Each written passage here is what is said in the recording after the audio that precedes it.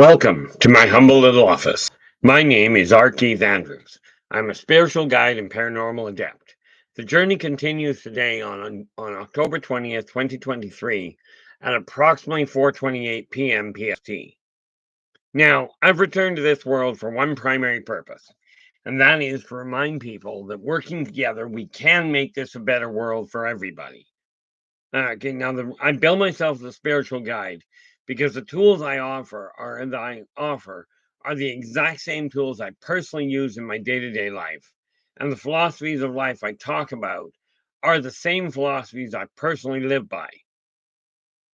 Now, I have shared these tools and philosophies with literally thousands of people over the years, with varying degrees of success, depending entirely on their own personal efforts. Now, before I get into things today, we are going to be talking about past lives, some of the common claims, if you will, and what their impact is and can be on today's world, on your life in today's world, that is. But before I get into that, we have Shadow and Sun are in the house with the gold. And with that in mind, this is the link to Shadow's stream. Okay, so do drop in, give him a listen. If you like what he has to say, come right out, give him a thumbs up, do subscribe to his channel, and share the daylights out of the thing, because it's in this sharing that we are going to turn this world around. I've got some other neat little ideas in mind for that as well. Now, coming in with the silver is Joe Stewart. Joe goes, I'm early, but what the heck? You know? Welcome aboard, Joe. Glad to have you. And Black Dragon, how you doing? Glad you could join us. Semper Fi to you there, Black Dragon. And scrolling down a little further, and look at that. Uh-oh. Black Dragon goes, I'm in crisis mode. I ate my last bacon. This is not good. Now, let's see. Anybody else? We've got Black is in with the bronze. And then we scroll down a little further. And we have Derek is in with honorable mention. Derek claiming first Draco reptilian in. Okay, and we are going to cover all kinds of things today. Remember, if you're new here, or for that matter, if you're not, if you've got a question, even if it's not on the same topic we're discussing right now, put your question in all caps. Okay, all caps, partial caps, or at least that funny little wavy hand so that I can find the thing.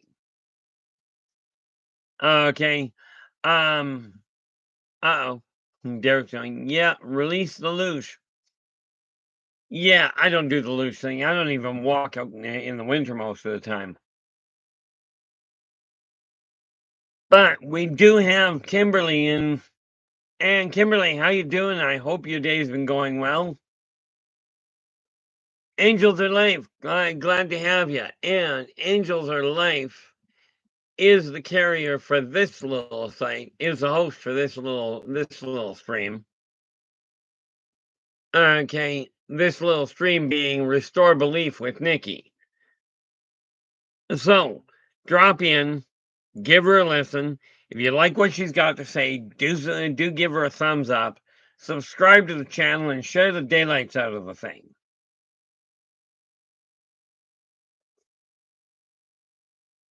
And, oh, yeah, no, we got that. And we also have Cowie has joined us. Cowie Snyder, how you doing? Glad things glad you're able to make it today. I trust things are going well. Now, let's cover the ground point here. So many people have asked me about past lives. What are they for? Are they real? Okay. And, I talk to people, I'm going like, okay, let's get one thing clear. Now, a lot of people I talk to will claim to be some famous figure out of past life. Two problems with that. First and foremost, okay, if you are a reincarnation of somebody, there was only one King Henry VIII. So we're not going to have a whole bunch of other people going, you got 3 and 4 going, hey, I was King Henry VIII. I was Joan of Arc. Rest assured, I was not. In all my research, I've never come across one lifetime when I was female. And frankly, not looking for a lifetime when I'm female. Don't get me wrong. It's got nothing to do with anything about not liking them. Quite the contrary in this case. But past lives have a lot of impact on today's world. One of the obvious things that shows up is if you have, if you've got a phobia that you cannot explain. For instance, let's say you find out that on first running into a spider, you find you're absolutely terrified of the thing. Okay, and you've had no negative encounters. I mean, I can understand it if you grow up in Australia with some of the pictures of spiders I see down there. Okay,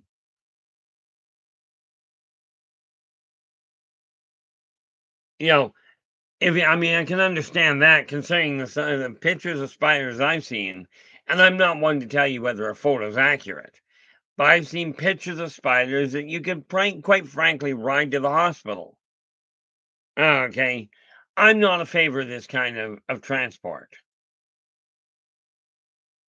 Okay, but what do you do with a past life? Number one, everybody has a past life, as near as I can tell. Okay, and here's how I know. I've got memories dating back way before the construction of Earth. And yes, I called it construction. Okay, but, when we take a look at, the nice part about it, where it comes to past lives, is you've got all kinds of memories floating around that you may not remember just yet. And yes, before somebody starts asking, deep meditation can reveal a past life memory, can reveal a past life skill. Okay, so in my opinion, does it make sense to look into your past lives? Absolutely, but I'm going to caution you on one little detail. This idea of going to a hypnotherapist, I've seen way too many hypnotherapists that literally will guide somebody. Honestly, most of the time it's by accident. Okay. So when people ask me, like, there are a couple of past lives that I will talk about. Okay.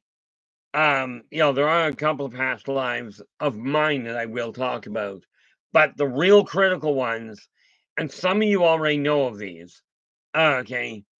The real critical past lives, I don't talk about. And the reason I don't, at least not in specifics, is because I wait for other people to go, oh, I recognize you from this lifetime. Okay. Then they tell me what they remember. And if it coincides with what I remember, I will confirm it with them. If what you're telling me doesn't match what I remember or what I've been told before, okay, then quite frankly, I will tell you it doesn't mesh with what I've got and with what I recall. Now, I did sit down with my brother years and years ago. Okay. Um, okay, Black Dragon, yes, but we're going to stick to one little idea here. This world that we're living in has one timeline. Okay, this concept that people talk about jumping timelines, we will cover that on a different day. As a matter of fact, I will add that to my list here. I think I've got everything. Okay. That is an excellent thing. Okay. We will talk about alternate timelines, just we're not going to go into it tonight. Because there's a lot of complications that come up with the whole concept. Do not get me wrong. Other timelines do exist. They absolutely do. But people do not jump back and forth between timelines any more then they jump back and forth, back and forth through time itself. And yes, there is an explanation of that.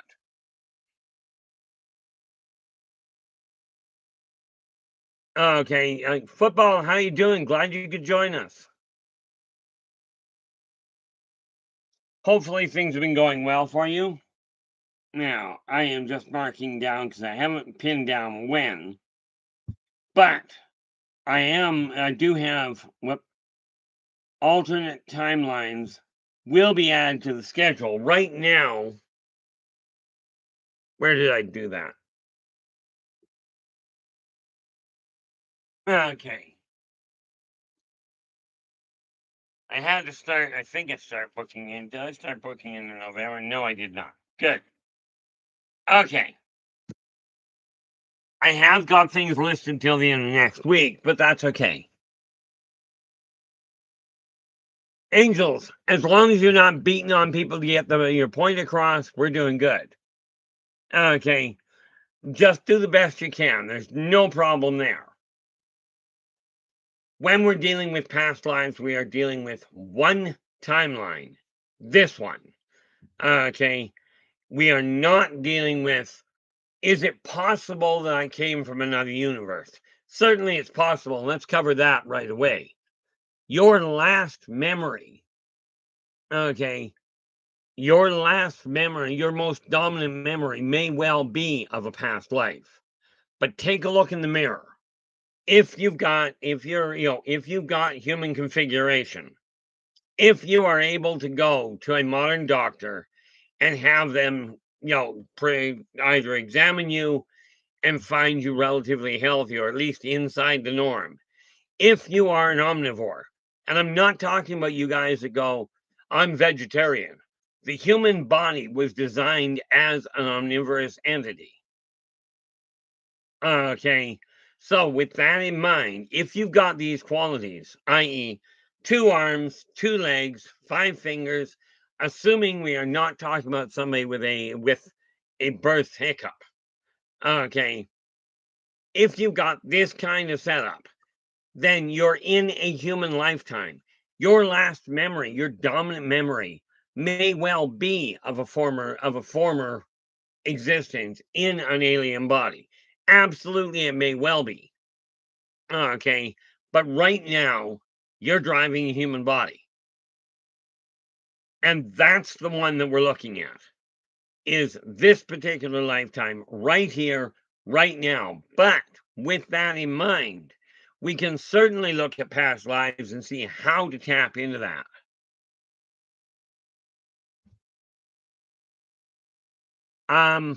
Black Dragon, you are right. Energy is not bound by time and space. But for purposes of any sort of a discussion, there have to be guidelines. This is the same reason why, for civilization to exist, you have to have rules that apply to everybody. Okay. If they do not, what ends up happening in the case of civilization, if the laws do not apply to everybody, you will develop a subculture. Okay. Now I'm going to throw a wrench into things in just half a minute, but you will develop a subculture. That being said, so this is why we've got the people that are, living in houses, and then you've got people living on the street.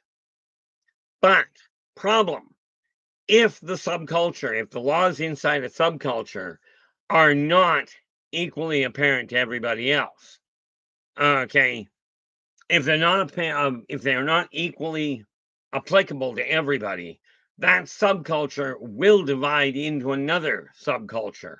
And that results civilization fractures, and guess what happens in the long run?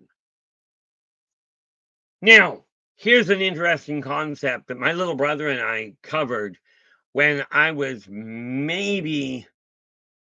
have been 14, which would have put him 11 or 12. Now, hear me out on this, guys, because this is where this whole conversation can collapse in one heck of a hurry. Okay, my little brother looks at me and he goes, what if, number one, what if I'm not really sitting here? What if what you're looking at is a blank screen, or you're looking at a picture of a butterfly? but you think I'm sitting here talking to you, and therefore, when you ask a question, you hear the response you think I'm giving you. On the flip side of that, I'm sitting here talking, okay? And maybe I'm not in front of the computer. Maybe I'm sitting out in the middle of a mesa, and I'm just sitting in that really uncomfortable position, the lotus position, where I can dislocate both my knees like that. And maybe I'm not reading what's on the screen here. Maybe I'm reading a bunch of squiggles that are done in what amounts to hieroglyphs or drunken scrawl. And I'm thinking I'm reading what's there and responding to what is being written. Okay, now what if this is the case? If we go down that rabbit hole, all communication comes to a grinding halt. Okay, that's the thing we've got to realize. This is why there are guidelines. It's also why in this stream, and you guys have been phenomenal at holding this one together. Okay, in this stream, writing in all caps is not a way, it's not yelling. It is simply getting getting my attention so that I can respond to a question you've got. Okay. Now, if we are all speaking now, that's the biggest problem. Black, you're going down some pretty dark rabbit holes. Okay. You're going down some pretty dark rabbit holes, and it's not gonna it's not gonna work well. Okay, like I said, what if I'm not really here? What if I am just a figment of your imagination? Okay, the what ifs are forever and a day existing. You can ask them until the cows come home. It's not that I don't like the deep questions, it's just that they are ultimately yes. And unfortunately, I've got an imagination that is just absolutely bizarre. You know, when you start asking the question, what if? All of a sudden, all reality changes. It's the same thing that happens if we go into timeline differentiation. If you go into, oh, I'm going to go back in time and tell myself this so I can change it. If that were possible, okay, would it not stand to reason that everybody and their dog would do that and all of us would be living the life we actually desire to live at this point? The old saying, if I knew then what I know now, my life would be a lot different. It absolutely would.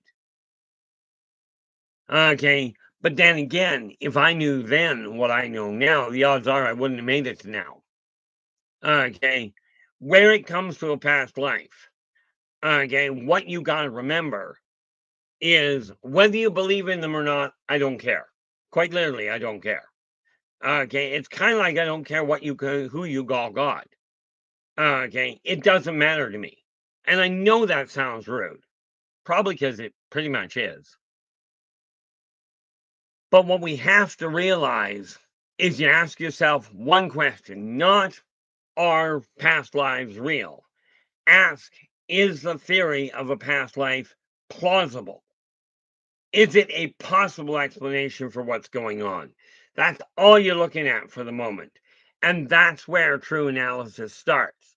Take a look in the mirror.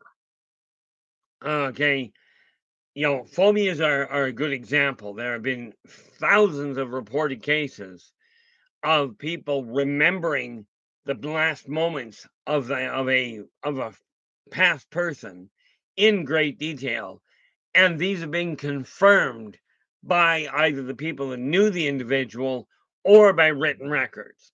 Okay, in my case, many of my past lives have been literally corroborated by other people.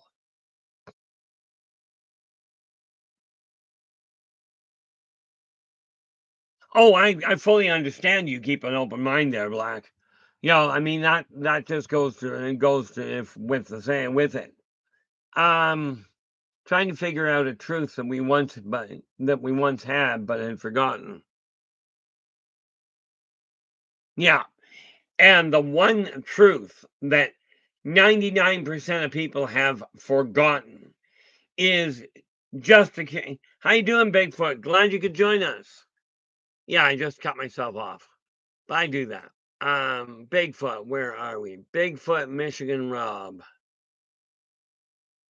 Where, pray tell, is Bigfoot, Michigan Rob? There we are. Whoop. And we take that and we copy that and we pop that in here. And here is the link to Bigfoot, Michigan Rob stream. Okay, so absolutely drop in, give him a listen. If you like what he's got to say, do give him a thumbs up, do subscribe to his channel, and share the daylights out of it. That would be really appreciated. And you're more than welcome, Bigfoot. This is my way because I know I don't get into a lot of the streams as often as I'd like. But, well, let's face it, that's been a problem of mine for a long time. But you're more than welcome there, Bigfoot. Now, the reality of my past lives is there are a few that I will talk about quite freely. Okay, because I wasn't in those ones. I wasn't anybody special. Nobody knew me. In one case, that was really advantageous that they didn't know me. Okay, quite frankly, if they'd known me, I'd have probably been hung, drawn, quartered, and shot. Several times.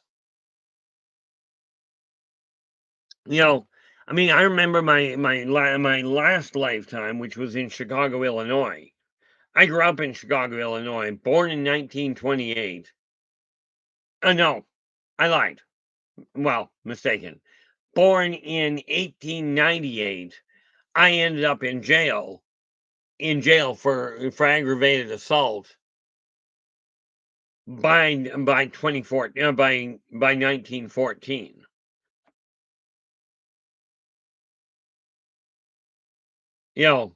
So I mean, and was I somebody spectacular?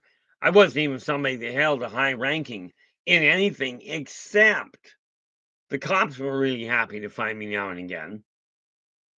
By the way, this lifetime, that's the one thing I found out from that I brought with me from 1920 from the early 1900s was I knew full well I did not want to end up in jail again this lifetime.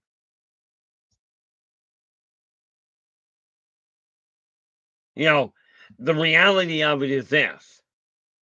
Take a look at your past lives. Okay, yeah, it is possible. It's a different timeline. Write it down anyway. Okay, and by the way, the really complicated situation is this where it comes to energy. Energy is not restricted by time and space, but energy is restricted by quite literally karmic law. Okay, that one it is restricted by, and it was designed that way for a reason. What do we go here? Joe's going, I think I'm going to write down in my dream journal that realistic moment I had in a cemetery long ago with that brunette woman. And I've talked about it in past show. Yeah, absolutely. And I strongly recommend you do there, Joe. And that goes for you as well, Rob. I do encourage you to write that story out, even if it is only in a short story form. Okay. Even if it isn't designed for anything but to get the memory down, because it will tell you this. When you die, that memory goes with you, unless you have shared it with other people. Now, I asked my brother one day, and bear in mind, the brother I talked to, he had a consistently tested IQ in excess of 180. So I dumped this great big situation around a past life that multiple people, and no, I'm not going to tell you which one it is, that multiple people, multiple strangers had identified me as. Okay. And I looked at my brother because they come out of left field. And I mean, it was absolutely stunning from my end. Stunning, confusing, the whole 9 yards. But literally hundreds of people had told me this. Various different situations, same purpose, person, same purpose. So I asked my brother, I says, okay, look, I don't need you to tell me whether what I'm remembering is right or wrong. I don't need that. I don't require that at all. What I require is a logical analysis of the situation I'm facing. Okay. So he goes, okay.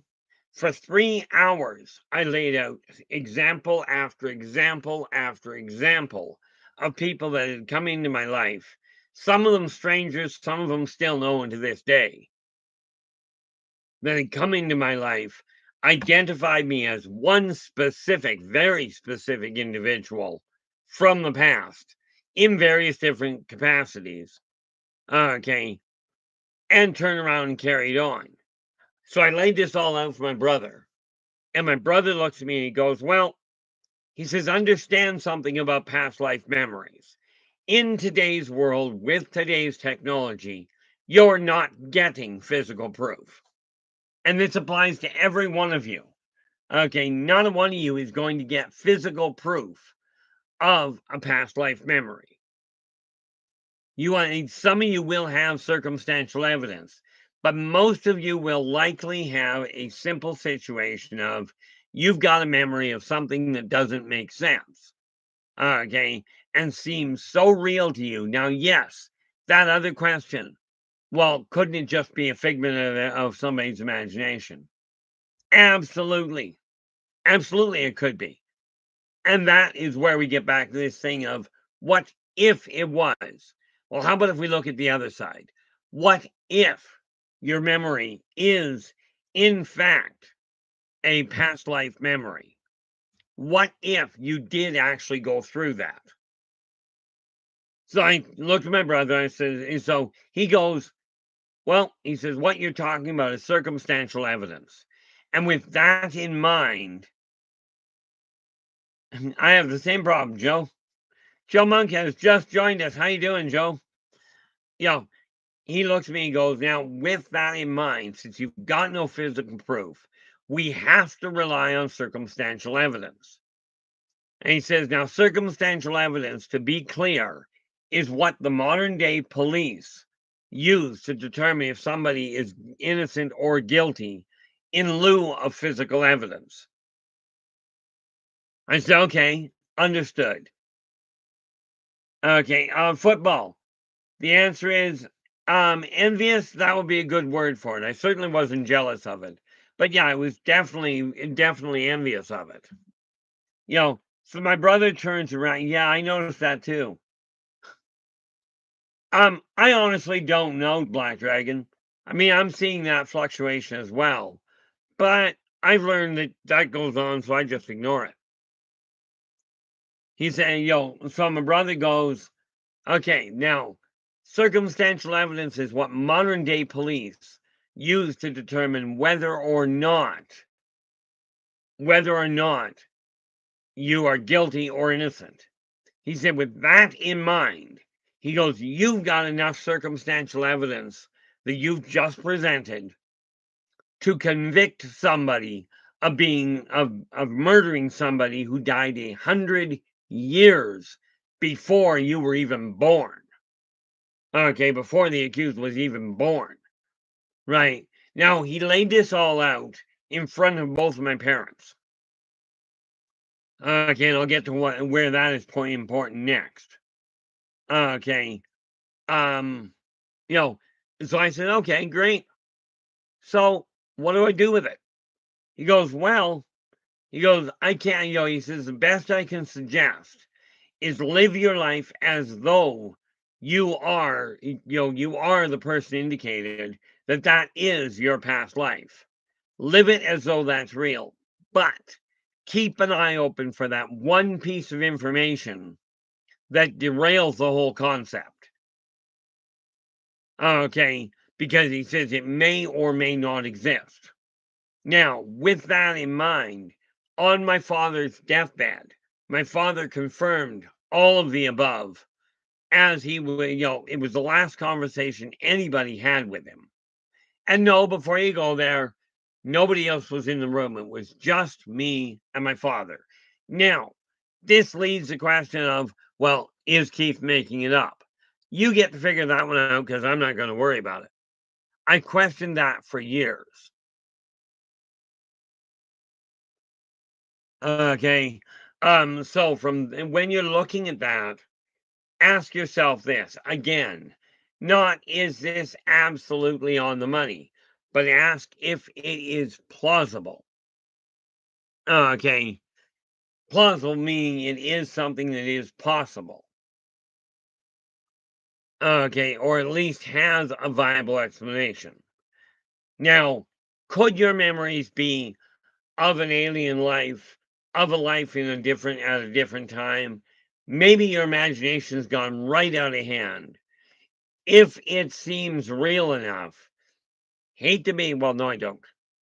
I'm gonna pop a little bubble for you.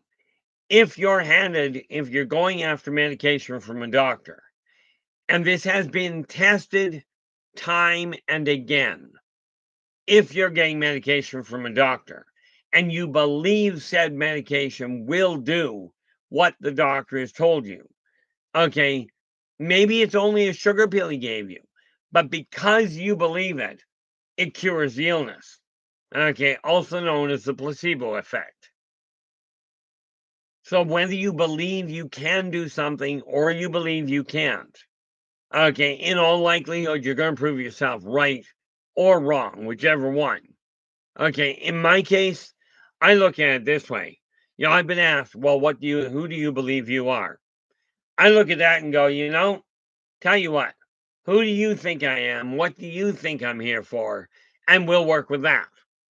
I know what I'm doing. Okay, I remember my past lives quite clearly, and some of them I will not get into. Other ones, like for instance, my lifetime on the northwestern shore, or the west northern shore of Ireland, back well, I'd have been, let's see, I died at 33 years old. There you go. 1828, she was murdered. So 5 years later, it'd be 1833. I passed away in Northern Ireland. I went out on the hillock and just literally shut my heart off. In simplest terms, I died of a broken heart.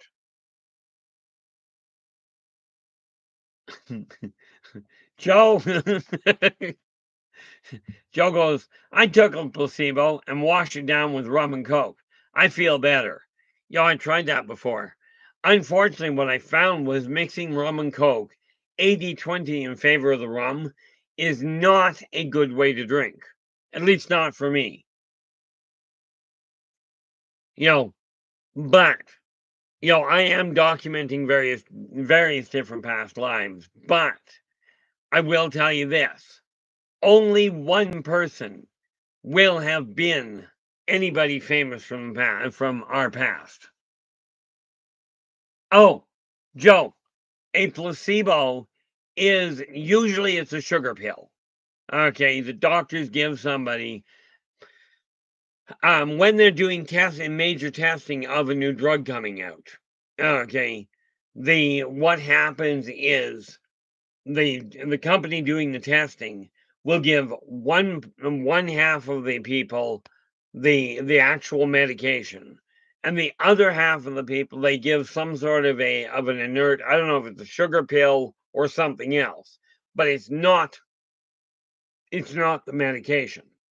They don't tell anybody who gets which one. Kind of like in a firing squad, they didn't ever tell anybody who had the live round. Okay, they just give the pill out. And that being said, if you didn't get the actual medication, but you believed that you got the real medication, your body would react and would heal just the same way.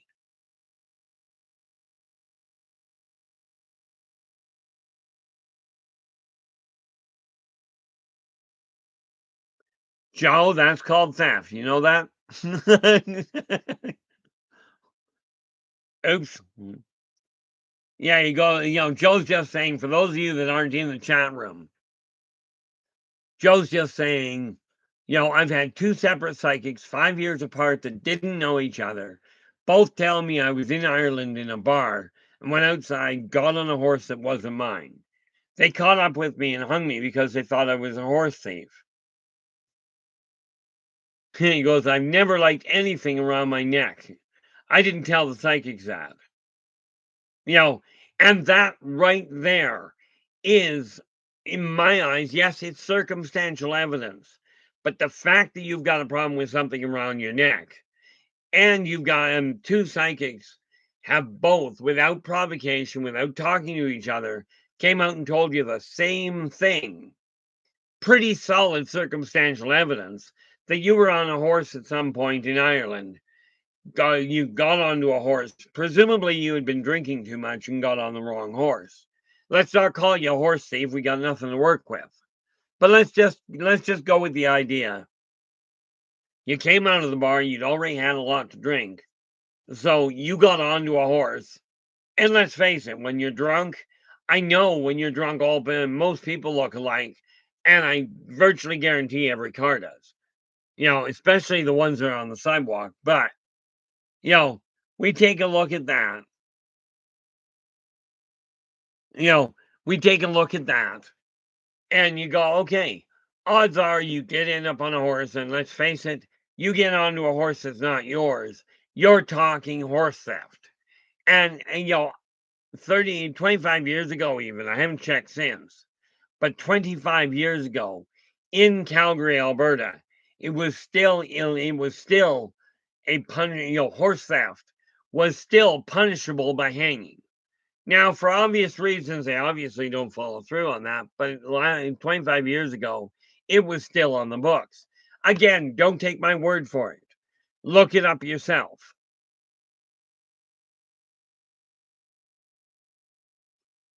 Oh, nice, Derek. I haven't even been near a beach. Well, I guess near, but I've never gotten out of a car near a beach in over a decade now.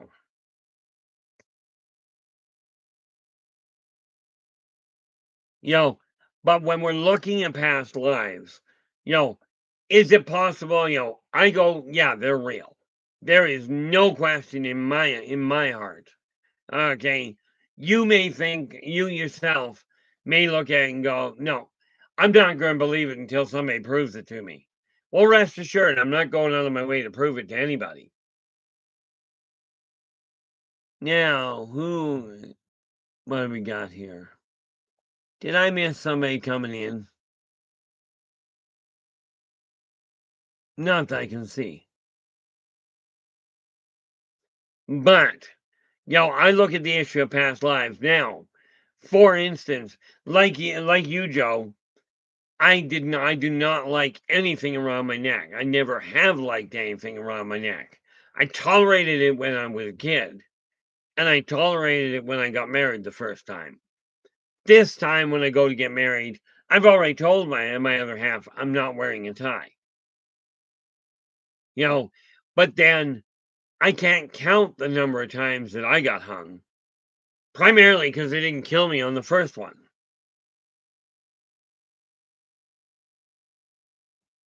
Yeah, Joe goes, the weird thing is horses love me. Yeah, but the horses weren't the ones hanging you.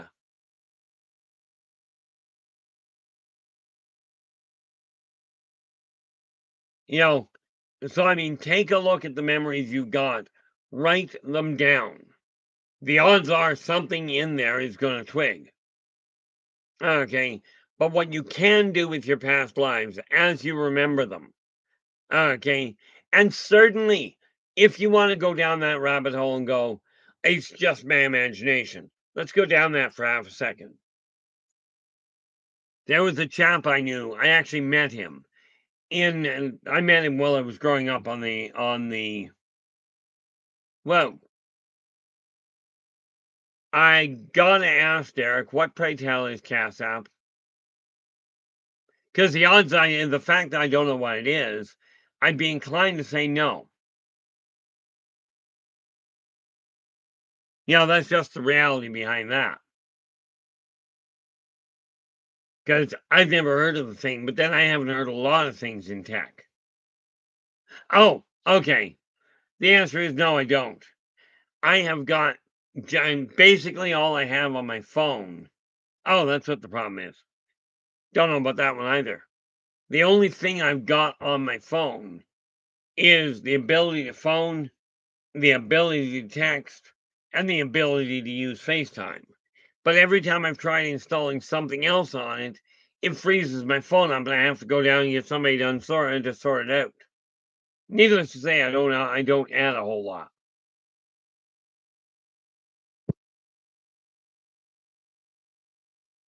You know, but and this is one of those neat little things from my end. Technology and I have always gotten. I've always argued with each other. Yes, they do, Derek. There's a Western Union down at, I believe it's in Staples. I'd have to double check, but I'm pretty certain that's where it is. For all the good that does you. But yes, there is a Western Union in Canada. And I know people I've talked to people that have utilized it.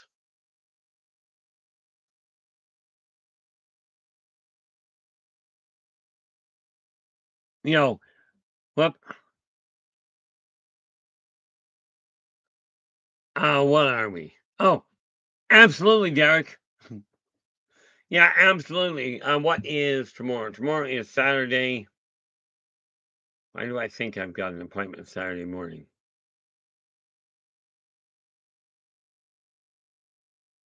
Do I have an appointment on Saturday? Let me see here.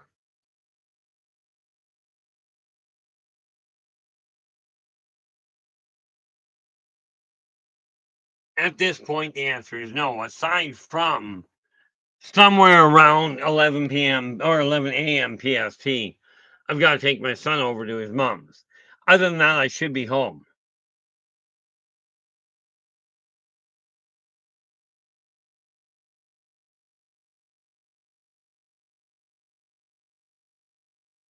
Yeah, I don't. As you've all seen, I keep my even a golf shirt here. I keep open. Okay, I just do not like things around my neck. Part of that is because I have been hung, I have been strangled. You know, I've had a lot of, shall we say, not so pleasant experiences. Well, in all fairness, Derek, I do. And the reason for it is my arms, I've never been able to find long sleeve shirts that number one were comfortable, and number two actually had long enough sleeves to fit properly. You know, when I was a kid, I used to have this really neat little problem of feeling like I was an orangutan, less the hair. But when you take a look, past lives can dictate whether or not you're drawn to certain aspects in life. Like, for instance, I've always looked every past life I know of. Okay, I've always treated everybody the same way. Although there were a lot of lifetimes I treated everybody the same way, it just wasn't good.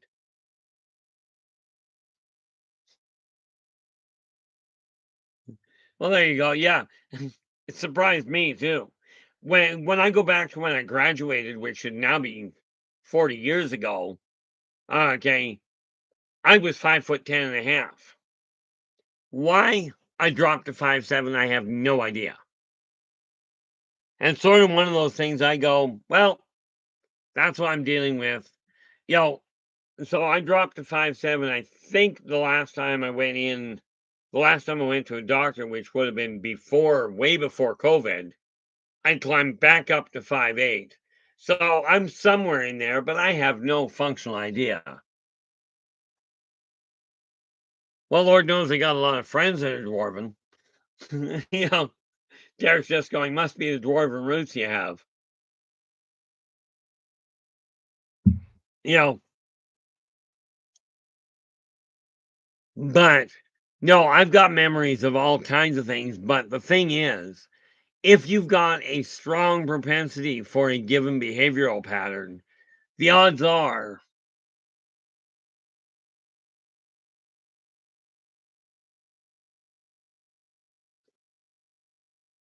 Well, that's the thing, Derek. Quite honestly, from what I gather, as people get older, they will lose a half an inch to an inch as they get older. Not 3.5. That's a little weird. Of course, I also did a 7-inch growth spurt in 1975. When I finished school in June of 75, I was 4'6". I was 4'11". When I went back in September of 75 for my next year, for my grade 8 year, I was 5'6". Thank heavens that growth spurt took place during the summer. It's pretty much the only time in my life I ever actually wore shorts. Joe, that is terrible. Joe's just sitting there and Joe goes, Nikki, that erotic and strangling stuff doesn't count. I know of people that tried this whole thing of, oh, I want to experience what it's like to be hanged. Not necessarily their wisest choice, but certainly the last one. But sometimes you'll find that you have a tendency towards liking the finer things. Like in my case, I love the finer things in life. I just don't feel like paying for them. But when you think about it, when the one lifetime I had, I should have opened that up. But I remember a lifetime when literally I was one heck of a lockpick. Okay. I specialized in picking locks that were purported to be, they were purportedly unpickable, unbreakable. Christine, how you doing? Glad you could join us. It was amazing. They were purported to be unbreakable. So I'd listen, I'd eavesdrop, listen to the people talking. And what I would do is assess the personality. If the person, if the person turned around and was a decent person, treated people well, yes. And then I heard them talking about this unbreakable and this unpickable lock. I would absolutely go in and pick the lock. And I would absolutely clear out their belongings and leave one message. And the only message I used to leave was, you were wrong. But if the person was decent, I would put all of their money, all their stuff, whatever was in the lockbox, someplace easily findable.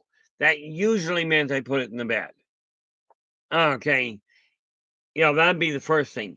But if they were a problem, if they were treating people poorly, they were abusing people, I'd still leave the same message. You were wrong. But then I'd clean out their lockbox and take it all with me.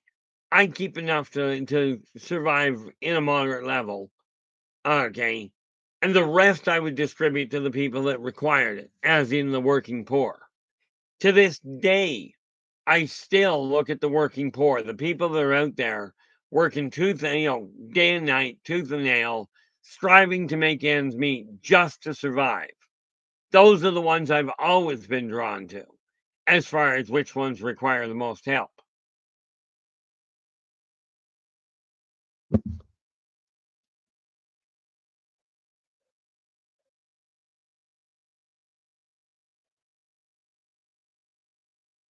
Yeah, I haven't actually watched them.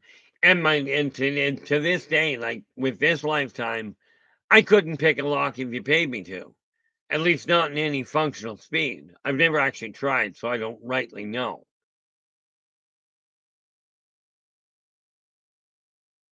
Yeah. And, I'm looking at that, Joe. And Joe's going, I love he goes, much as I love Russian. Oh, what is it? Oh, okay. Love lockpick videos on TikTok almost as much as I love Russian dashcam videos.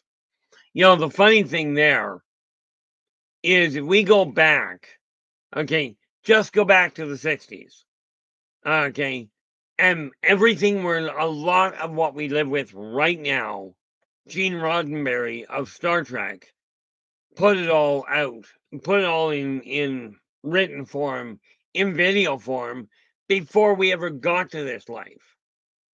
Okay. Now, it wasn't that he was looking at his world going, gee, I'd like the world to be a better place when, I'd like to see all this. He just took a look at the world that he was bearing witness to and wrote it down, turned it into a movie, right? And from what I gather, he went to all three of the major companies, of the major filmmakers at the time, to get and to sell his idea. The third one took it, and the other two were absolutely beside themselves because they didn't see the end game. Okay, but let me ask you this: if you remember a past life, is there any past life that you can think of that you would like to live again, given the opportunity? Now, most people I know of go, no, it didn't end well. Okay. Most people do not look at their past lives and go, gee, I really wish I could live that again. Do not get me wrong. I am fully setting my sights on a very wealthy next life. Okay. This lifetime, I'm going to do everything I can to make that happen before I up and die. But absolutely, Joe. Gene Roddenberry is one of the few people I will quite readily refer to as a visionary. Now, Rod Sterling, I frankly don't know. So I'll have to take your word for that. But have you ever looked in one of your, for those of you that remember your past lives, okay, for those of you that even remember one, you may think it's an imagination, you may think, oh, it's just wishful thinking. But have you ever imagined a life where you would rather have that life in today's world? Or you'd like to bring that kind of a connection back to the surface in today's world? Okay. And I don't necessarily mean running a country, because I will tell you this: it's a real pain in the neck getting into the presidency or into the prime minister's seat at this point.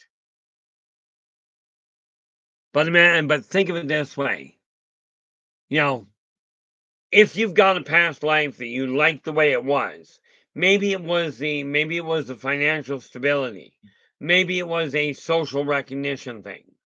Okay, could have been whatever. Maybe you just liked the fact that you could have a lot of fun.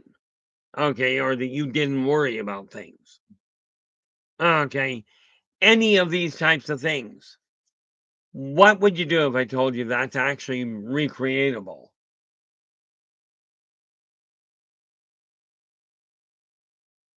Oh, okay. Thank you there, Joe. Yeah, I used to watch The Twilight Zone periodically, but, frankly, it wasn't one of my go-tos. On the other hand, it was my eldest brother's go-to.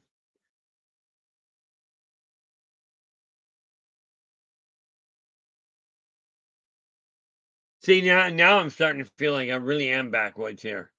Everybody knows so many people do.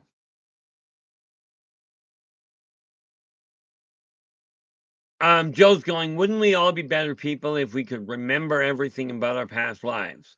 We would have whole lifetime of experiences to learn how to be a good person in this life. And that is my point right there. Okay, right there, Joe. Okay, karmic law has held true through all of my lifetimes. Be true to yourself first. Do unto others as you desire them to do unto you. And energy out, energy in.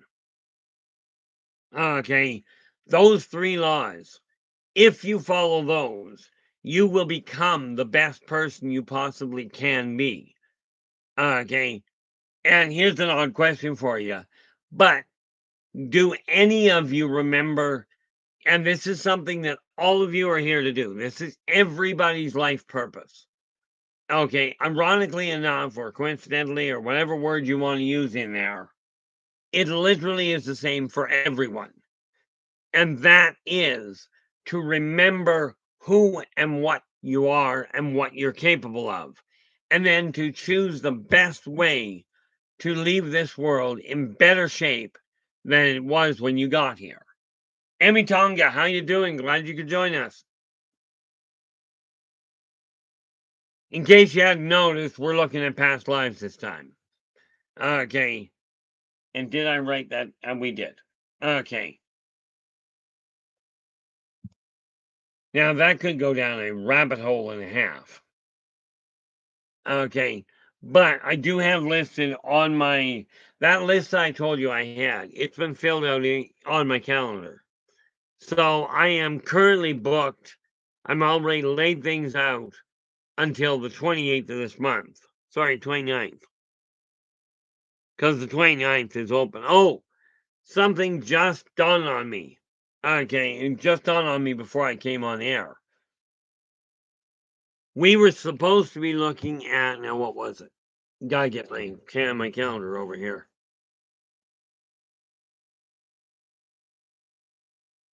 On the 27th, on like next Friday. Okay, we were supposed to be looking at generational curses. Okay, now I was fully intending on that until yesterday.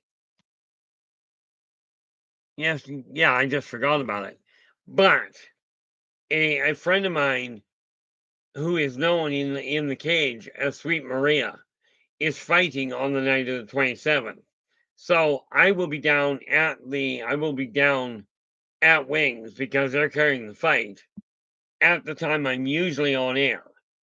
Okay. That said, I will not be on air on Thursday or Friday of this week. Okay. However, Friday night, no, not 27th. So yeah, the 27th is going to have to be shifted until the following week because I'm not missing the fight. And no, I usually do not watch the MMA. The neat part about it is this young lass, she literally told me one of her dreams is to become the top of the MMA fighting list. She's got the dedication. This much is clear. So I'm going down to support her, and I really do appreciate you guys coming here to support me.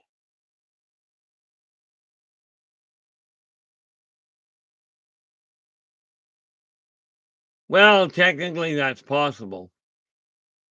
Black's going, I think my past life I was the creator of bacon. I'm thinking the other option is you just never got to have bacon and you're beating yourself black and blue for it. So now you're trying to make up for lost time. Although I don't know. Maybe you are the creator of bacon.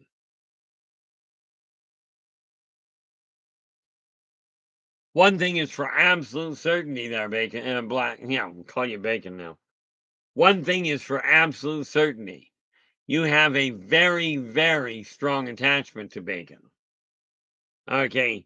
I used to have a seafood diet. I'd see food, I'd eat it. And rest assured, it was just about that fast. But when we take a look at past lives, okay, I remember living with the best of the best. Okay. I never did fit in well as far as getting other people to take care of me, as it were. Way too independent. Now, why? I don't know.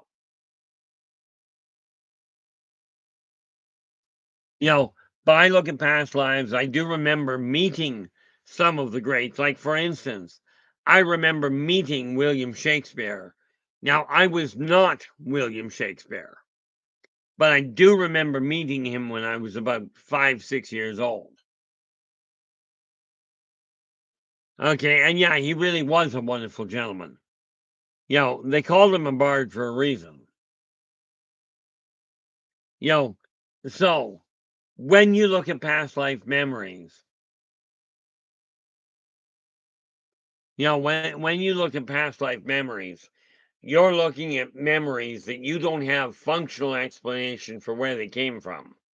But I do recommend you write them down, because by writing them down, you can lock into other memories.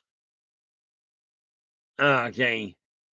You know, you can lock in, you can clarify them, and certainly you want to call it your imagination, knock yourself out. Okay. But, oh, Lord, I think that might be a little rough. They're not actually fighting in wings. And by the way, there, Joe, not only am I not going to get accidentally, beat up, okay, I'm not even going to go out of my way looking to get beat up. Personally, I'm allergic to pain.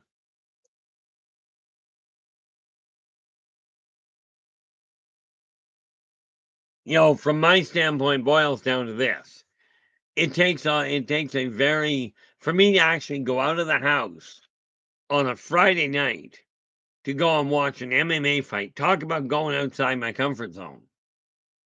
You know, but I'm going to be there. Well, the whole reservation is set for 5 o'clock, so I'll probably be there about quarter to 10 to, something like that.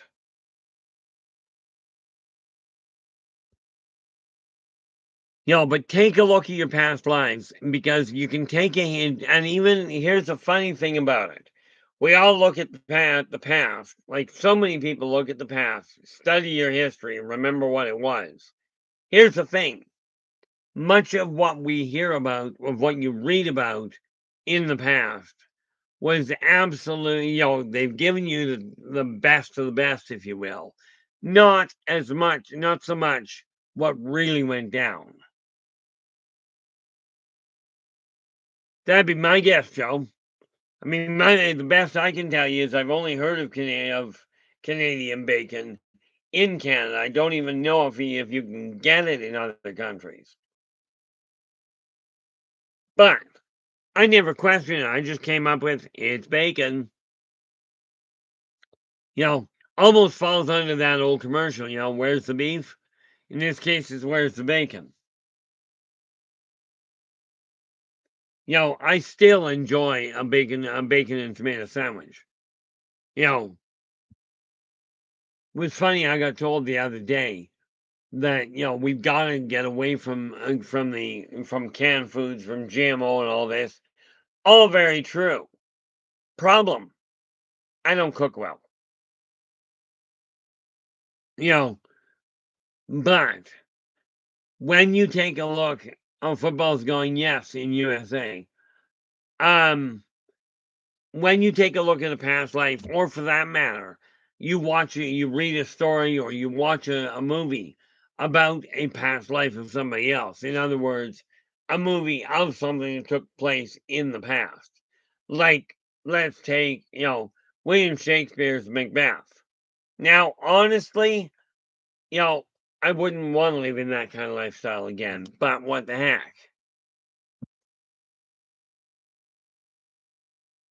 You know, but if you've got a lifetime or a lifestyle that you would like to experience this lifetime, I can tell you it is doable. Okay, it is absolutely doable, but it's up to you to put the effort into it.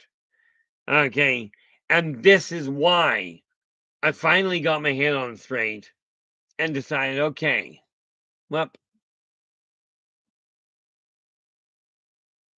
let me ask you this, Emmy. Okay, Emmy's saying I have a fear of flying and drowning. I wonder if that was part of my past life.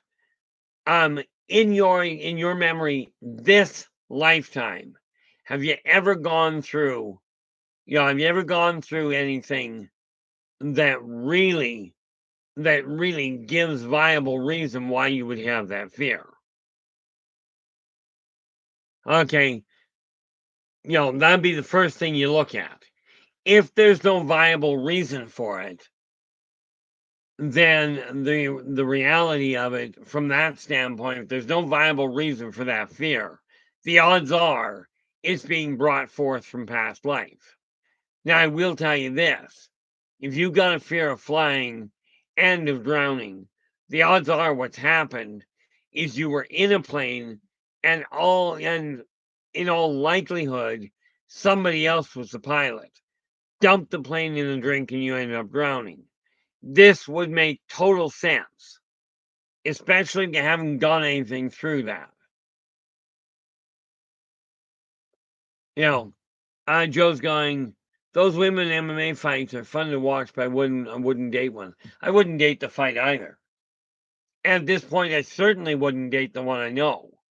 Okay. Not because I don't like her, but because I'm already attached, and that's just not gonna do anything. Yeah, I'm just not gonna go there. That and the fact that the young lass, that sweet Maria, is way too young for me. Okay, so but you gotta remember, when you take a look at somebody's career, regardless of what the career is not the person. Okay, the career is what they do to generate an income. Okay, sometimes people end up in a career that really suits their personality. Like a buddy of mine that became a grease monkey. Well, he was a grease monkey to start with. And then he got a job in a wrecking yard pulling apart cars.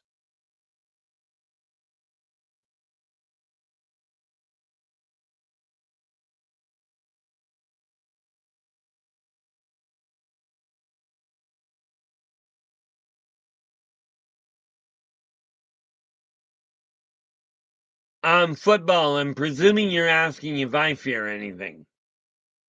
And with that in mind, there's a couple of things I fear. I absolutely suffer from PTSD triggered by by the hospital and by the dental and by the dentist, as well as it turns out, by walking into a government agency.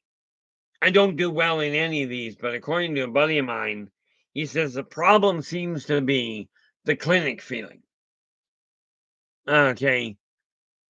But you got to remember, especially when we're looking at the way your life is. Like I used to be terrified of dogs and of horses. Now, and I really don't know, up until my stroke, nothing fazed me except those three. Now I don't know. One thing I know that I don't fear is death. I'm not looking forward to it, but I don't actually fear it. Black Dragon's going, seriously, I'd always been a fighter. I had done moves in a fight that I'd never trained in doing. I do them without thinking about them. Just felt natural to me. I found that when working with a Boken. It wasn't until just recently I found out that the maneuver I made with a Boken is a master swordsman's maneuver. I've never been trained in fighting. As a matter of fact, I was told point blank I was not permitted to be trained in any form of martial art. Okay, and sometimes these skills do carry over from a past life. Okay, the question is, what are you going to do with it? Are the skills that you've got that you're remembering, is there a viable use for them in today's world, whereby you can literally leave this place in better shape than when you got here? Now, one thing I will tell you, because of the fact that I have decided that I am doing a few things, not the least of which is I am reopening the venue as far as going back to doing professional psychic consulting and life coaching. Both of which, by the way, go hand in hand with each other in my experience. You know, I've always been, this lifetime, I have always been a pacifist. I don't like fighting. I don't mind like the WWE. I have no problem with. I know it's all choreographed, but I have a problem with some of the storylines. But, you know, the thing is, past lives can give you all kinds of insight into who you are, why you do what you do, that may not have a rational explanation in the rest of your world. This is why I say write it down. You know, but when I take a look at this, you know, the first thing that pops up for me, Emmy, is a fear of flying and drowning. To me, usually is tied to somebody else dumped the plane you were in. Although the first thing that hit my mind was literally that you were a Japanese fighter pilot in World War II. More specifically, a kamikaze fighter pilot. Not necessarily your best choice of lives, but what the heck.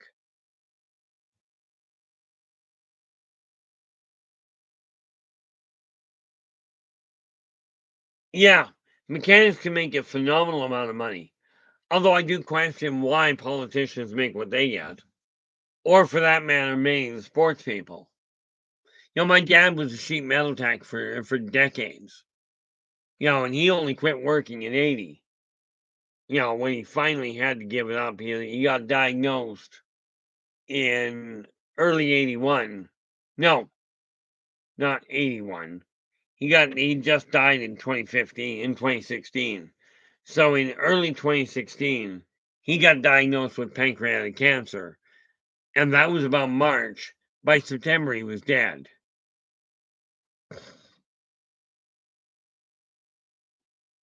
Yeah, well, that's just it, Emmy. It depends on your definition of the wrong side, and that's the silly part about World War II. Is I wasn't in World War II, or more to the point, I don't remember much about it. World War One, I was absolutely right in the thick of it, but I was involved in actually creating mustard gas. It was great, and recreated this lifetime, recognized the smell, couldn't figure out what it was.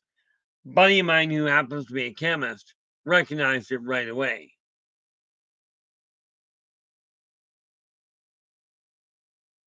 Yeah, Joe goes, I've seen personally deep, deep graves dug for the deceased.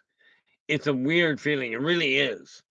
You know, I personally remember putting people in deep, deep graves. Of course, that comes from way back when I was during the Black Death. Although that was extremely profitable. Nina, how you doing? Glad you could join us. Hopefully your day has been going well. Now, I look at past lives and go, what do you deal with? How do you work with it? What kind of skills did you have in the past? And I will tell you this. One of the things I found when I was a master locksmith, I'll call myself a master locksmith. The reality of it is I would pick any lock available. Okay, and I'd do it without even thinking. You know, do I have a use for that skill? Not this lifetime. But I will tell you, one of my best friend at the time, right? We were actually in competition with each other a lot of the time. We were both professional locksmiths, or more to the point, we both had a penchant for picking locks. Thing was, we found out that we were going after different locks.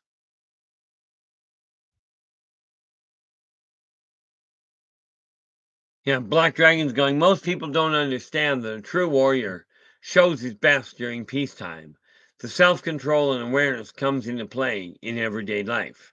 Doesn't it, though? I could not agree with you more there, I don't think, Black Dragon. You know, no, the chap, when I was picking locks, it was great. And I was picking locks at the same time that Robin of Locksley, who some people say is just a fictitious character. I have no doubt he was. Okay, but he was based on a real individual. And while he was out robbing from the rich and giving to the poor, bear in mind, in his case, the poor he was giving to was his own people, which would explain why they were so merry. In my case, I specialized in locks that people said were unpickable. It was a challenge for me. The guy that became my closest friend at that point also specialized in locks. But you'll love this. He wasn't interested in the money per se, because his specialty was chastity belts. And for some weird reason, the women who he picked the lock on their belt for never wanted to tell their husband about it, although they were quite happy seeing him return periodically. My buddy, that is. So I mean, it worked out as a very well-developed symbiotic relationship. You know, but the one thing I'm looking at this here, Black, Black Dragon's going. Most people don't understand that a true warrior shows his best during peacetime, because it's during that time that hitting people isn't going to get you very far. It doesn't have a positive outcome. Okay. And this is one of those things that we have to look at and go, okay, what can we gain from past lives? Like when I was a lockpick, okay, I only kept the bare minimum of what I required. And I've talked to you about this before. When I get things moving properly, which now has a launch date, okay, like I said, the consulting business and personal is effective now. Okay, and I am going to be posting in the very near future here. I've got all the prices listed out. Okay, and this is why the idea is to remind people how to live your life to the fullest using your money and your effort. Okay, it's not a question of try this, it may work. It's a question of I've done this and it is working. Or I've handed this to thousands of other people and it worked for them to varying degrees of success. An obvious example there is the number of people that I literally worked with to help them quit smoking with no withdrawals. Now, the neat part there is I never started smoking, at least not cigarettes. But how are we doing there, Ken? Glad you could join us. So I'm getting the consulting back up and running. I'm still building the publishing aspect of things.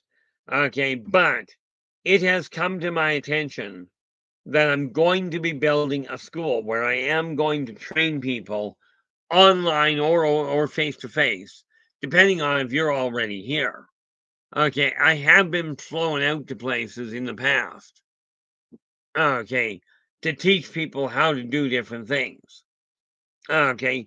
Now, bear in mind, the reason I list myself as a psychic consultant and a life coach is because they are entwined together. Okay, and literally everything I talk about, not only can I do it, not only do I do it, but I do actually know how to help point you in the right direction.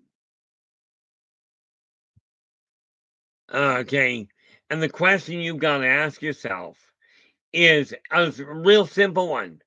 Are you feeling stuck in your current life? Are you standing there looking in the mirror going, I'm not content, but how do I change it? Okay, this is the sort of thing I'm looking at setting up to make certain that people can actually get around.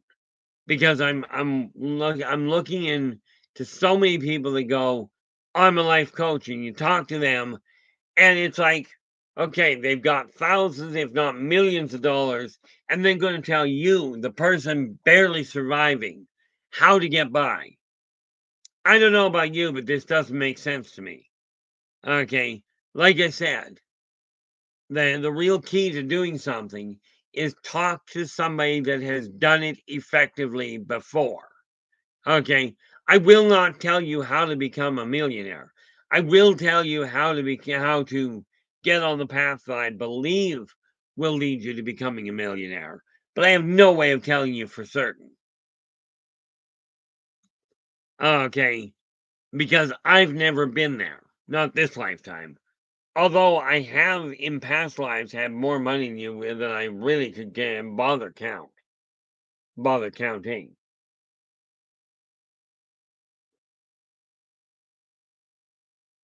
Now, let me ask you this. If you if you could have one thing that you're short of today, what would it be? Just a curiosity thing. Because that's where transformation starts. Not figuring out what you'd like, but figuring out what you're not content with.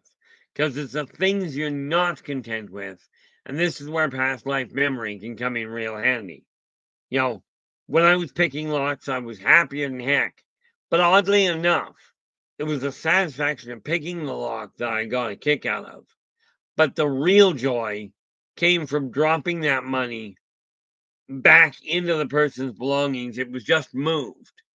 Okay, but I didn't take a dime, I didn't take what amounted to a dime of it. Okay.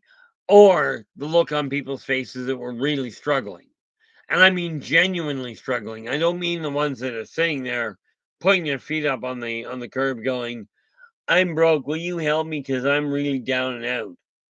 You know, because most of the ones that do that, unfortunately, most, I should say, are legitimately in trouble. But there are those few that will sit there and do that because they're just plain lazy waiting for a handout. You know, in my case, I look at Colonel Sanders as a not as a mentor, but as somebody I would love to be, as I would love to follow his footsteps in the way of the prosperity side of things, not in the way of his chosen profession. I don't like cooking enough to worry about that. Okay. I am curious if any of you remember, like some of you remember bits and pieces. Do any of you actually remember a solid lifetime or a chunk of a solid lifetime that you can pin down? It's just a curiosity thing because I will tell you, so many people think, you know, well, do I have past life? Many of you, those memories that you got that just come up at random times may well be just that. Okay. The other thing I look at where it comes to the past life issue is that so many people go, you know, no, it's just made up. It's just a figment of people's imagination. And the way I look at it, with the number of people that have claimed to have a past life and had it quantifiably proven via examination of available facts and artifacts. Okay, you can't have that many people that are wrong. Susie B, how you doing? Glad you could join us.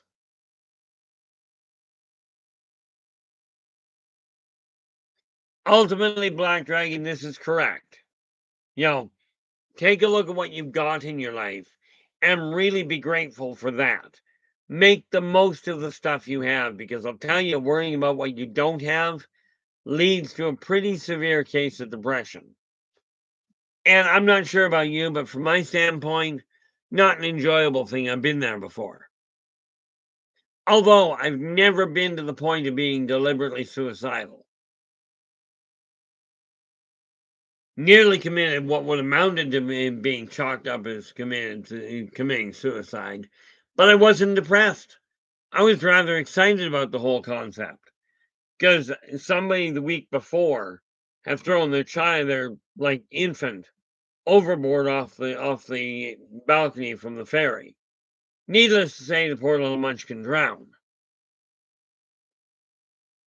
Do enjoy yourself there, Susie. Just one quick question before you take off. But what are you working on out there? Just because I'm nosy.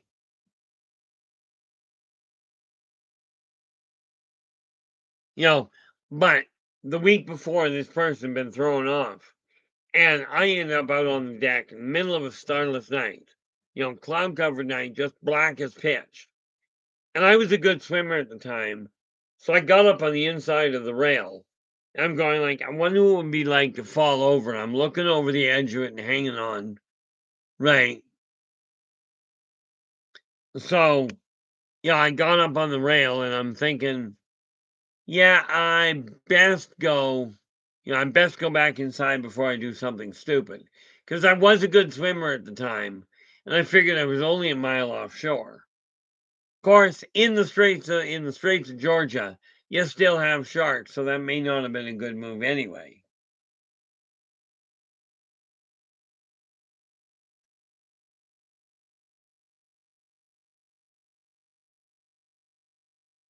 So ultimately what we're looking at is we can look at our past lives and past memories and things that we remember. Whether we got proof of it or not doesn't matter. You're looking at circumstantial evidence.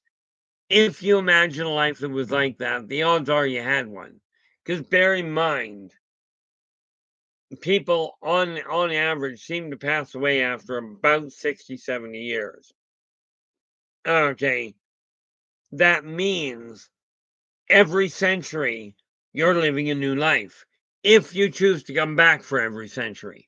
In my case, I've been pretty solid and I usually keep my wraparounds to about 7 years, it seems. You think about it. When I died in Chicago General. I died in 1956.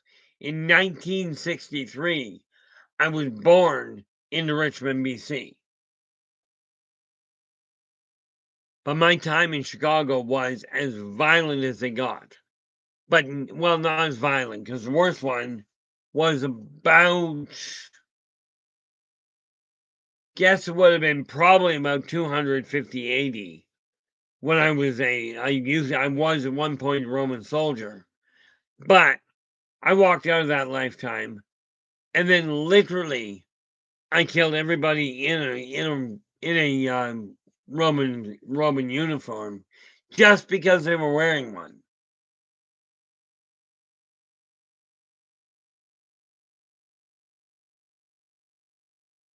Yeah, Black goes, I quit smoking by playing a head game on myself. Kept telling myself that smoke is bad, smoking tastes bad. I quit cold turkey. And that's the whole kicker to it. When I quit drugs and alcohol, I did it cold turkey as well. I didn't quite go through that specific form, but it's a similar form to that I've offered literally thousands of people over the years on how to quit smoking without withdrawal.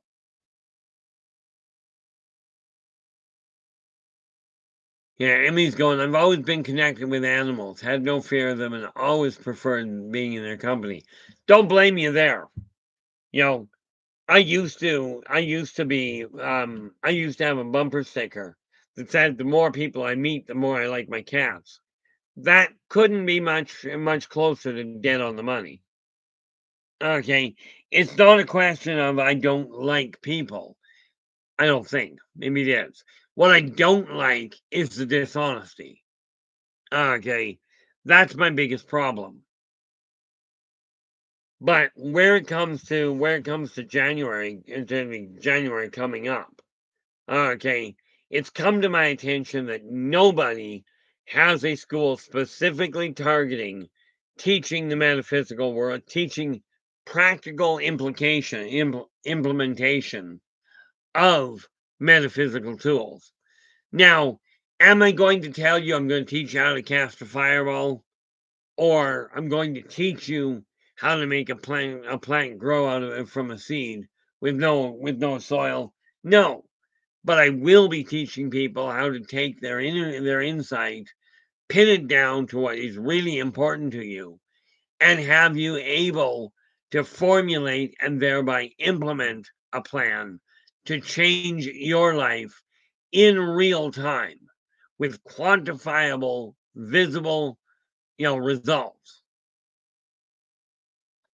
Now let me ask you that. What do we got here? Angels is going. My two lifetimes I love the most. Best families. The one I was murdered. Obviously, no. Obviously, that sucked.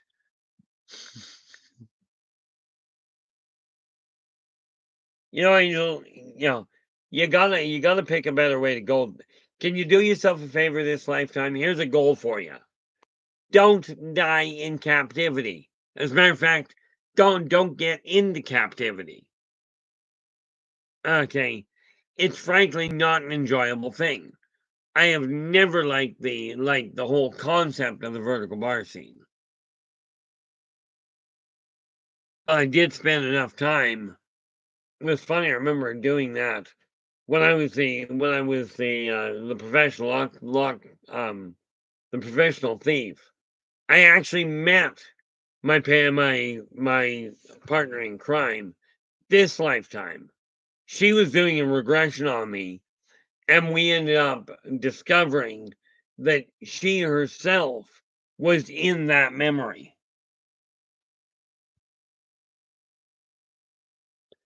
You know, but past lives have this neat ability of helping you focus on what you'd like to see. You know, like one of my very short-term dreams is to be able to walk into a restaurant, have a proper meal, whatever it is, still buy it on the lower end because, well, frankly, I just don't have that heavy duty taste.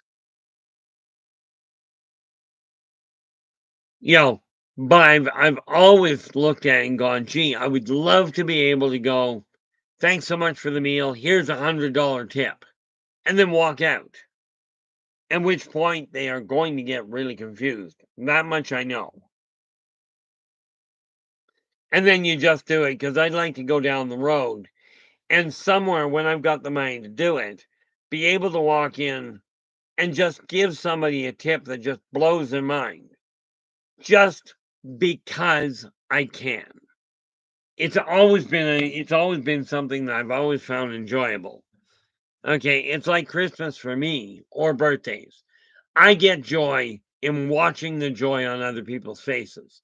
One of the best Christmases I had, all I did was I didn't have a lot of money, but I took 5 Christmas cards and put $20 in them, and all I wrote on the card was "Merry Christmas" from and my company name. That was it. There was no here's a business card, here's a coupon to come and get my services. It was just "Merry Christmas from," right? And then I put a $20 bill in it and I'd walk through the mall and go, here you go, "Merry Christmas," and I'd walk off. On a couple of occasions I saw the person open it. And the way their eyes lit up when they saw that $20 bill was phenomenal. Okay, that to me made the whole trip to the mall worthwhile. But let me ask you this. I see here yeah, Yammy's just going, I've always been connected with animals, and apparently so is Black. Donna C, how you doing? Glad you could join us. Yo, let me ask you this, guys, because I'm dead serious about this, by the way. It would really help me if you guys, because when I start teaching in January, that's the goal anyway. When I start teaching in January, okay, I'm going to be doing it online, meaning I'll be able to get to anybody in the world. I do have somebody that's going to help me get things set up to be able to do it. One on one, I already know how. Okay, but in your guys' eyes, is there a need? Somebody mentioned the other day, I don't remember if it was on our stream here or if it was on one of the other ones that I've been on. Okay, where somebody asked about why don't we have a Hogwarts in the world? Why isn't there a Hogwarts Academy? Okay, and I got thinking about that, and I found there was one up north here a little bit, but it has subsequently closed.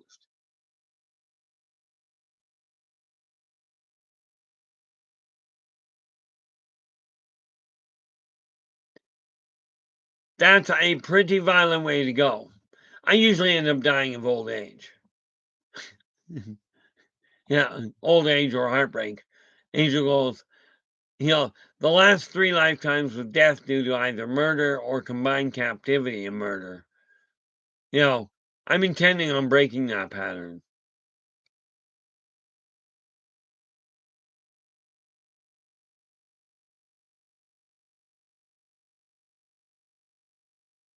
Well, that's always I'm not surprised there's one in England, in all fairness. Okay, I don't know of one around here, but let's face it. If there's only one in the world, there's not enough teaching going on.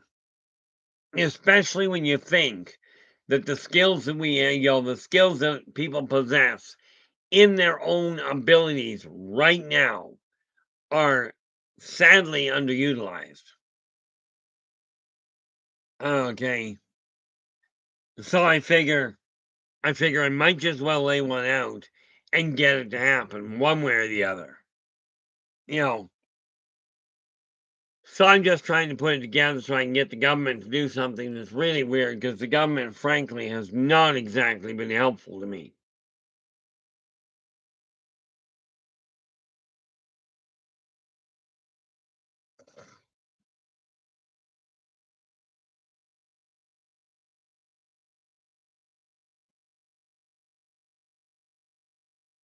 Oh, there you go.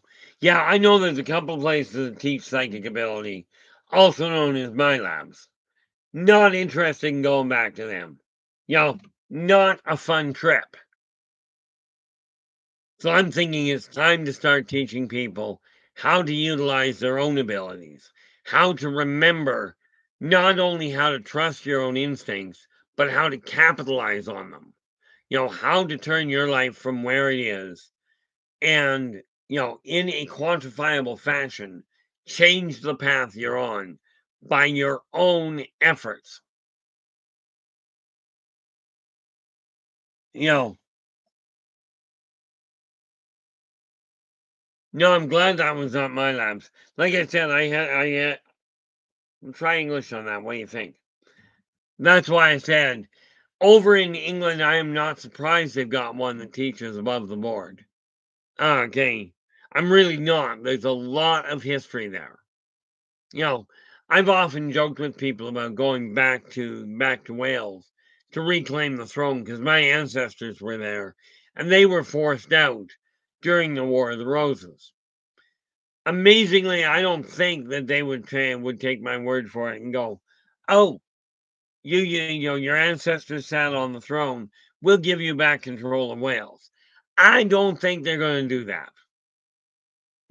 I wouldn't mind getting a hold of their coffers, but what the heck?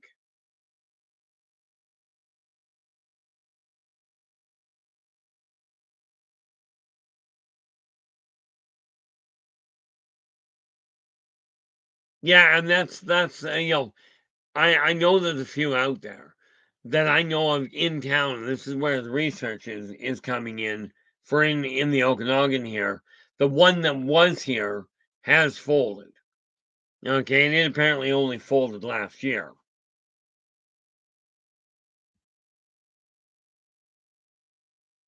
See, I grew up on Vancouver Island. It was great. I grew up on Vancouver Island, very much an outcast because of the fact I did that sort of thing. And much as Dad told me keep it quiet, I turned around and didn't bite my tongue. Did not work out well.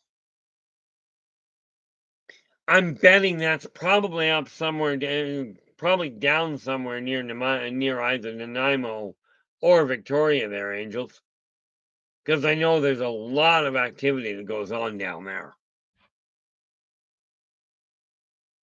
But this is a question of going, okay, it's time to start changing the world by getting off our tail feathers, reclaiming power over our own life, and sharing that with other people. And that goes for you guys as well. Okay.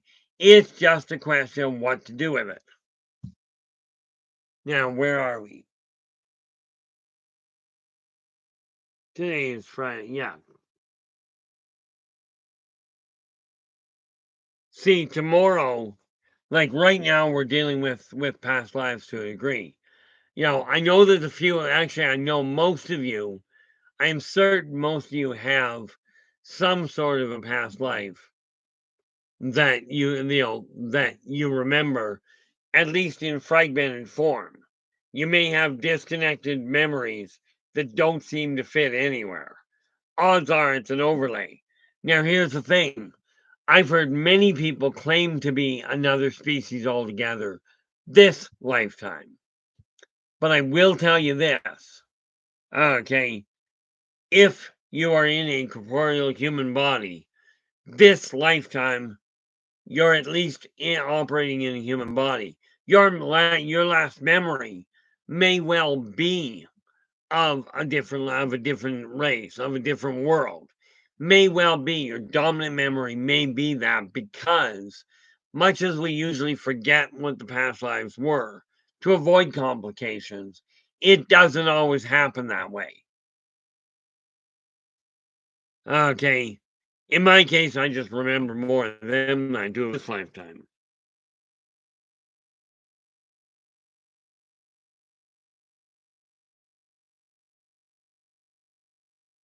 Yeah, I've started going through journals and what have you as well. It's funny the amount of information I've got. It's time to get it out. And this is one of the reasons why I decided, okay, I know when I go, okay, I'm taking a lot of information with me. Well, the only logical way of getting that information out is to write it down so people at least have notes on it. Okay.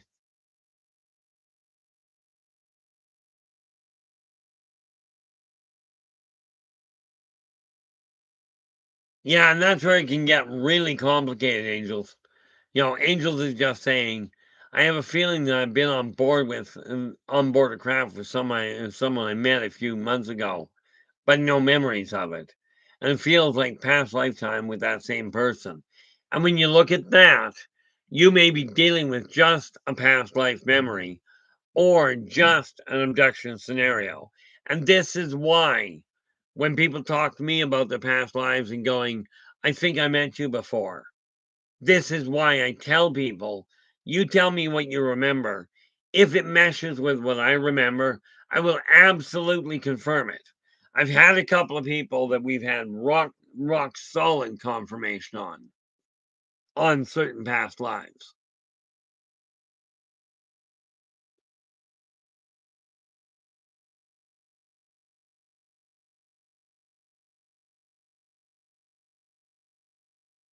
Yeah, I can understand that all too well, Black. You know, the funny thing about it is, like, I will tell people, literally treat everybody equally. So I do. I trust virtually none of them. And do not take that the wrong way. It's just with what I've seen and what I've gone through, kind of goes with the hand. Goes hand in hand with it. Derek's going, so my 5-year-old son, Derek Jr., brought me a package of Doritos, ranch chips, and said, Mummy said I could have them. Knowing Mummy was right around the corner. Busted for lying. Yeah, see, and this is the thing. That's when you have to, whatever you do, you have to stand your ground on that. My parents had a real brilliant idea. Dad controlled the outside of the house, mom controlled the inside. So, like any kid, we'd go to the one we figured we'd get the right answer from. So, you go to dad and go, can I have such and such a snack, or can I do such and such? It was taking place inside. Mom and dad were phenomenal at it. They'd look at us and ask, well, right away, if one of us went, can I play with this in the house? And I asked dad. Dad would without exception look at me and go, what did your mom say? Of course, we tell him this is what mom said. Then why are you asking me?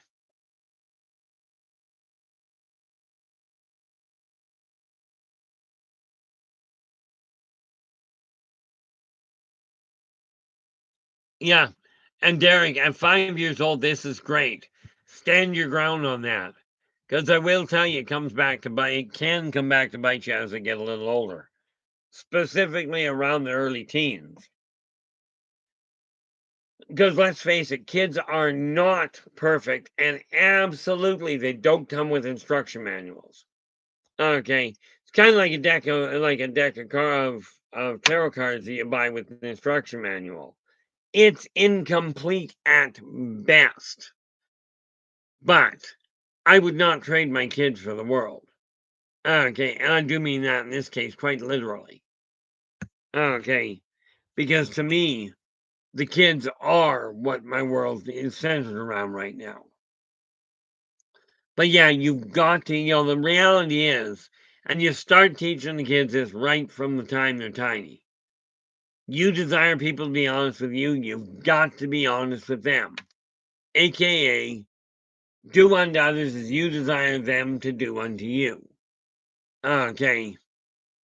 But as long as, as long as you get the point across and you guide him, which is your entire job, is to guide your munchkins to become productive members of society down the road.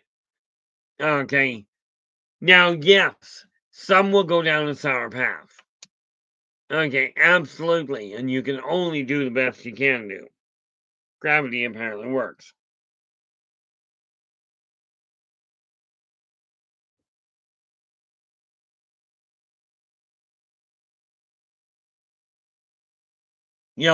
The unfortunate part is kids learn by watching other people. Well, that's actually the fortunate part as well.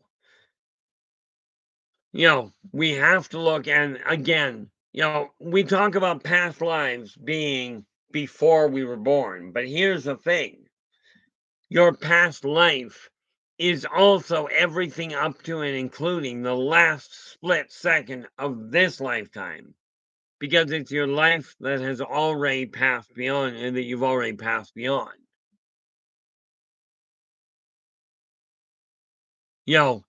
And again, you look at what you did wrong, what you did ineffectively.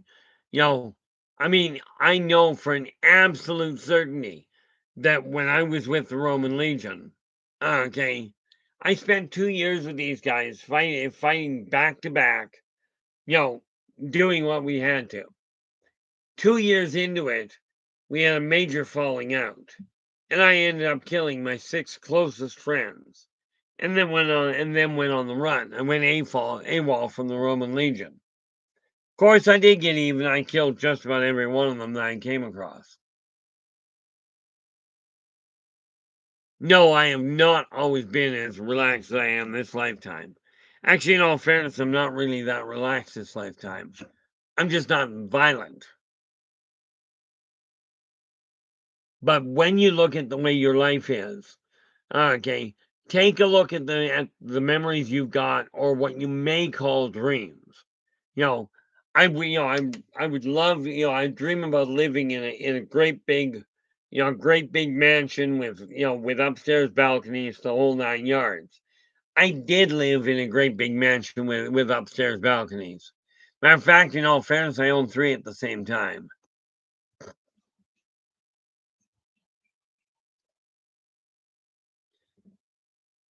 Yeah, football's going. There's a Britney Spears tarot deck and tarot card set. There is undoubtedly a tarot card set for for just about every conceivable outlook. And here's the funny kicker of it. Okay, when you look at that, when you look at those, the whole trick with tarot is tarot. It speaks in symbolic fashion. And seriously, after the number of years I've been reading it, seriously, it tunes to the other person. What do we got here? Joe goes, when I was 5 back in '84, my parents let my older sister babysit me. They went to my uncle's house to play poker or whatever that night. We watched an old TV original Halloween, '78. And yeah, Halloween was it was apparently a really good movie.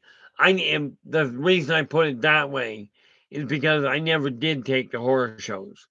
After I watched The Day of the Spider and had nightmares for a few weeks after it, that was a black and white from back in the 50s. But ever since then, I've never had any functional use for horrors. On the other hand, the paranormal, supernatural, um, things like Poltergeist, that I thoroughly enjoyed. Carrie was an intriguing mess, but again, it was about bullies, quite frankly. The other one that I really took to and that I really enjoyed was the original Exorcist. as in starring Linda Blair. You know, but again, like I said, past lives, most people take a look at and go, we're talking before your birth date. And yes, that does apply. But your past life also includes what you did up to and including the last second. Okay, this is still a past life. Okay, and you're not able to go back and change whatever it was you did. All you can do is look in the mirror and go, this is what I did, this is what the outcome was. Now, what do I do to make that different? Yeah, Joe goes, my childhood was interesting thanks to her. And strange, but can't complain. Yeah, well, let's face it there, Joe. Life can be extremely strange if you compare it to the right people. I look at things and go, okay, what most people call science fiction, I call reality. You know, and it's just another way of looking at the world, as it were. Now what I'm looking at is how do we get people to tap into what they had when they were a kid? Okay, at that dream that used to drive you, and then reality got in the way, or adulthood did, depending on who you talk to. Okay, I would love to see these childhood dreams come back into existence. Okay, and that's why I'm looking at starting to at laying down the groundwork and getting started on setting things up so people can remember who they are and what they are capable of. Figure out how to take a look at your own, what you may consider a weakness, and turn it into an unmitigated strength. Okay, because you've got more power in you than you probably realize at this point. And that's the whole kicker here, is turning that around to make it happen. But it's going to take a lot of work. It is not something that just happens on a whim. There's an old saying that goes, God helps those that help themselves. He wasn't referring to thieves. Okay, he was referring to people that had a dream, they got shown an image in their own mind that said, this is what I'd like to do. And your goal across the board is to remember who you are, what you're capable of, and as a secondary, to do your best to leave this world in better shape than it was when you got here. Okay, ultimately, whether you believe in past lives or you don't has about as much bearing as whether you believe you're going to heaven and heaven or hell, or you're going to end up in a pine box. Okay, in other words, you are what you are. Live your life to the best possible advantage you can in today's world. Okay, I know I've asked you guys this before. As in, are you content with your own life the way it is? If the answer is yes, then stay on track. If the answer is no, absolutely, I am, like I said, I am now putting together courses to really help people tap into their own abilities using your own efforts. And the only thing I'm not going to do is I will not guarantee that everything will work tickety boo the way you'd like.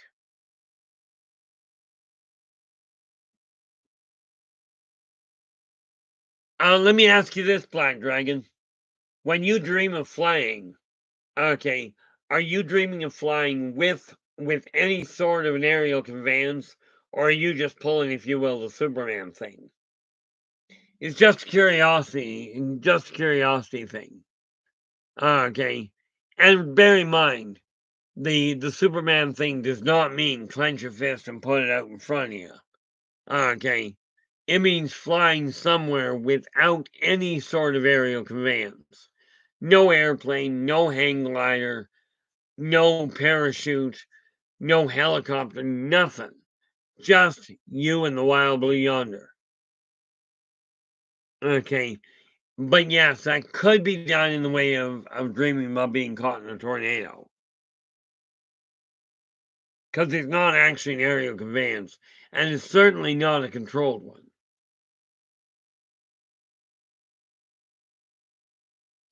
You know, so with that in mind, where are we sitting here? We are getting down to the back end. You know, but the way I look at it, I've decided that wiping everything out from my past, or more to the point, getting rid of the clutter that represents, because it won't destroy my past. It really won't. But getting rid of the excess clutter and no longer striving to piece together, how did I get there? Or how did I get here? I am now focusing all of my attention in this lifetime to the here and now and what that can look like down the road if I choose to do it the way that would be best. In other words, the way that leaves this world looking better or behaving better than it was when I got here. I will tell you, I wasted 55 years letting people just do their own thing. Now I have to I still have to let people do their own thing. But I feel I do have a responsibility here to help people see what options they've got to enable them to make better choices. Okay. But, you know, I would love to hear in the comments, either in the chat room or in the comments. I'm totally up to date as of this morning with any of the comments that went through YouTube. Okay, I went through all of them all the way back, all 3 years. I'm done completely with them. And now I refuse to let them slide into the background. I refuse to let that pile up again. What have we got here? Yeah, that's fine. Okay. Ah, yeah, I was thinking about that, Joe, because that's one of those neat little things, and I will put that on my list right here. I haven't booked it in yet,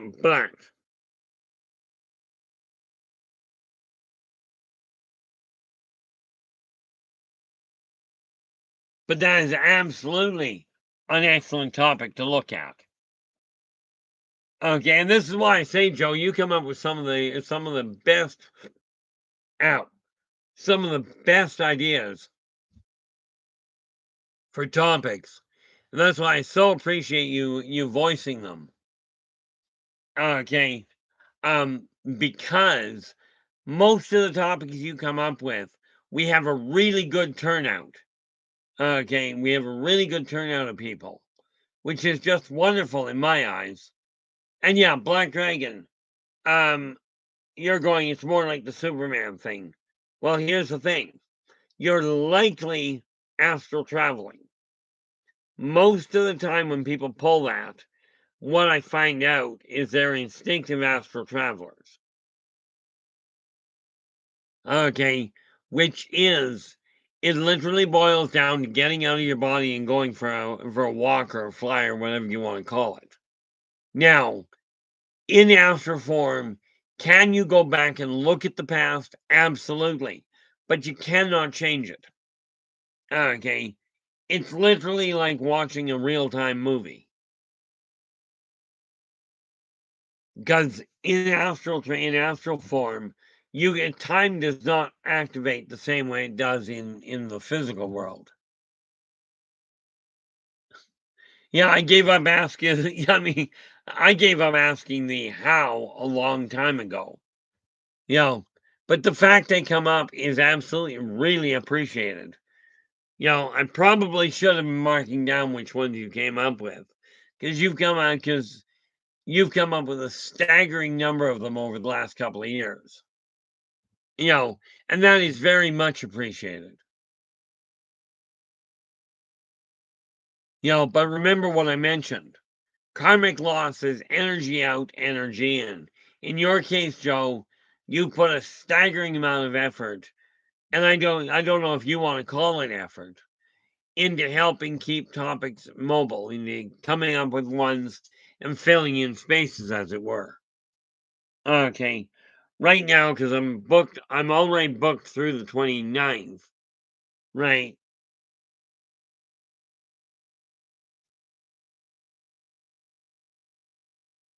But both of these, both alternate timelines and the butterfly effect, both fit very neatly into the paranormal world, which at this point is kind of relegated to Fridays.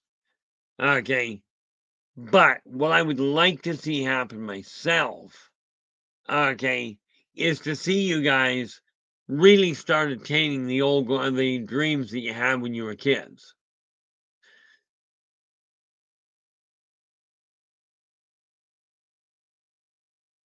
Well, the good news is a blue aura talks about spirituality and communication.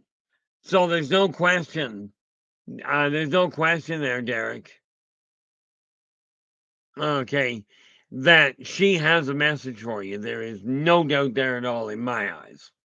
Okay, now you said this is the third time.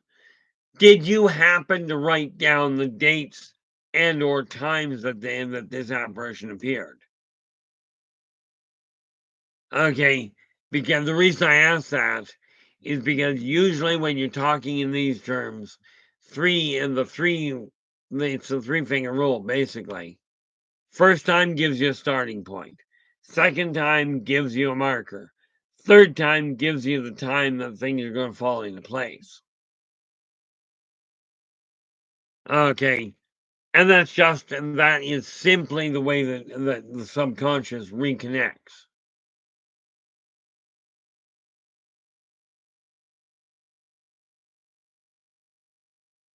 Did I miss something here? If I did miss it. Yeah. The neat thing about deja vu. Okay. Yeah, I used to, I still get it. My son gets it at a staggering level. You know, but deja vu is a direct result of clairvoyance, or of clairsentience, rather. Bearing in mind, clairsentience is literal translation from what I've gathered is is before knowing. So if you see it before it happens, then it catches up and you see it, it's gonna feel like deja vu. Now, with that in mind, guys, I see we're just here. We've just passed the 2 hour mark, which will explain why my throat's banging. But if you like the dream, if you like the stream, do give us a thumbs up. Do subscribe to the channel and share the daylights out of it if you would be kind enough to do so. If you've got questions that were not dealt with, drop me a line on YouTube or any one of the different venues listed below this video. Okay. I will be back tomorrow. Now, tomorrow we're not doing Macbeth. Tomorrow we are going to be looking at dream journals, how they work and what you can do with them. Okay. Until then, however, we are going to bring this to a close. I've been on the go all consistently here today, which is wonderful. But until we meet again, do take care of yourselves and each other, and for pity's sakes, stay positive.